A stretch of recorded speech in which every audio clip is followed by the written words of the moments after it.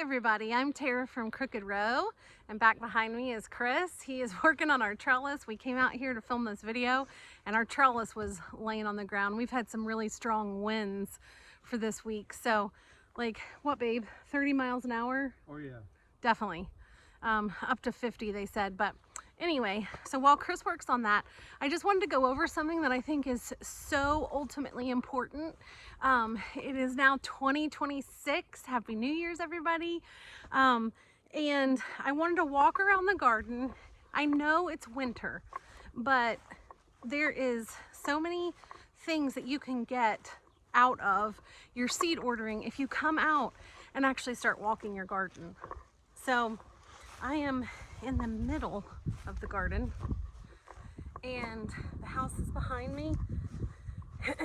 And what I do is, I'm going to turn the camera around actually over my shoulder. So here's the greenhouse, and you see this whole area right here.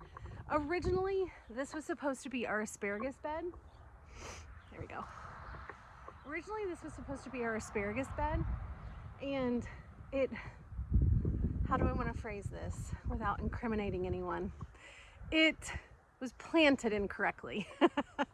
And so this area right here is all open. From like, I don't know, the first window of the greenhouse over, it's all open now. Just walking through, you start to see open areas in your garden, like here for us. All of this is open. So with this much open space, we decided that we're going to plant corn out here. And so last year I ordered like a pound of corn, and we used it all in the space back here by the raised beds. And it was great. We had ample, but in a space this big, we're gonna order 5 pounds this year. So I go through, I get a really good visual of what we're working with.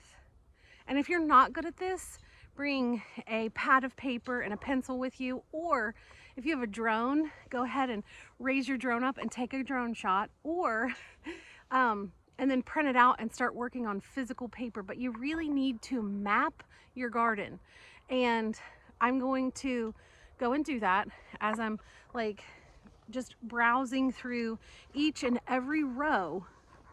And I know that it's not going to look like it does in spring. In the spring, you know, we don't have all this, the weeds and things like that.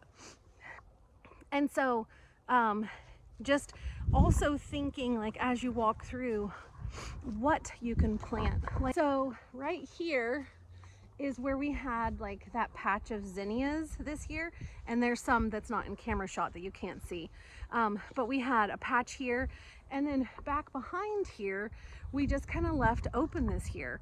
I hate that. I hate wasted garden space. So we are going to plant this with either potatoes, although where we planted the corn back here might be a potato patch too. So what I do is I go ahead and I map everything out. I don't put in anything that I'm planting.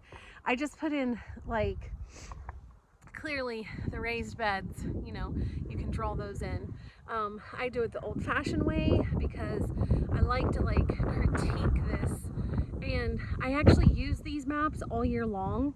And when something comes, and I do it in pencil so that when I pull something out, I erase it and figure out what else I'm putting in there. It just helps me stay very organized. But the biggest thing is that it helps you when you're ordering seeds, because seed prices are like going through the roof. I've said this for like 2 or 3 years now, and there's certain companies that I barely order from now because their seeds are that expensive. I mean, I hate to throw them under the bus, but Baker Creek or rareseeds.com, their prices are astronomical. Like, you're paying like $7 for 35 seeds, sometimes 25. I think that's crazy. So this year I am going to kind of go through what our plan is, but I want to map the garden first. So I'm gonna keep walking through and kind of get a visual representation in my mind, and then I'm gonna go sit down and I'm gonna draw my map, and I'll show you my terrible, terrible artistry skills, but it helps us.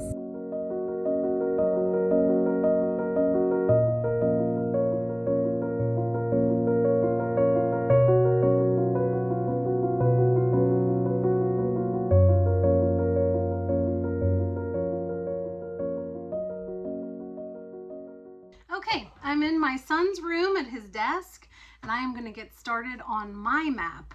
And then when I'm completed, I will show, or when I'm finished for the day, I will show you what I have and what I'm doing and how I utilize this so much to order my seeds.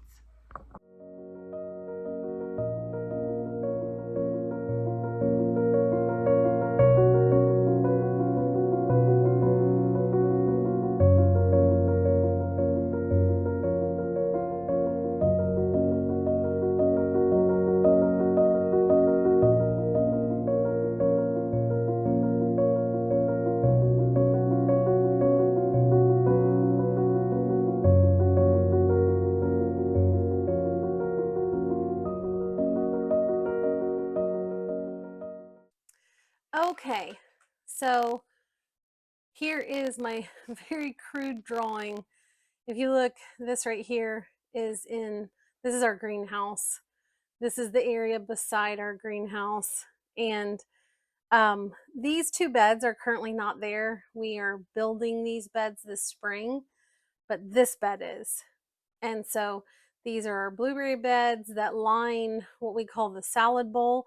And as you can see this year, if you can see, again, these are very crude drawings, but we're going to put the tunnel here on this side, just like we did on the other side of the garden. And so we already have the half moon bed there full of herbs and things. And so by doing this, I know how long these beds are. So I would know how many butternut squash I can fit in this space.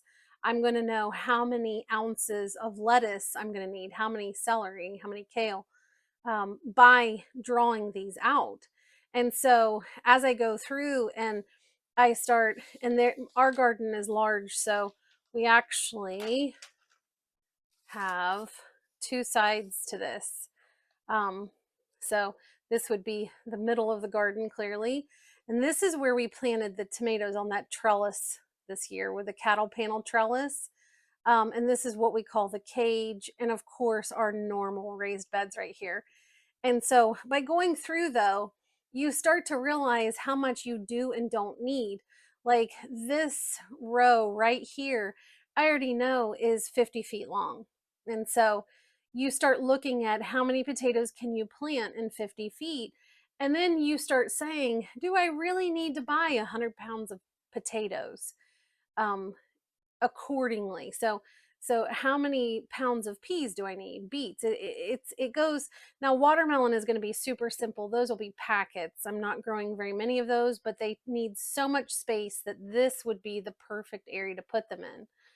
Another reason, which I know we're not really going over and we'll have maybe another video on this, is why do you want to do this, is because we are going to be putting in spigots somewhere in here and over here by the greenhouse, water lines, you know, with the frost-free spigots. And then we're going to run drip to everything because this is just too much garden for me to water manually.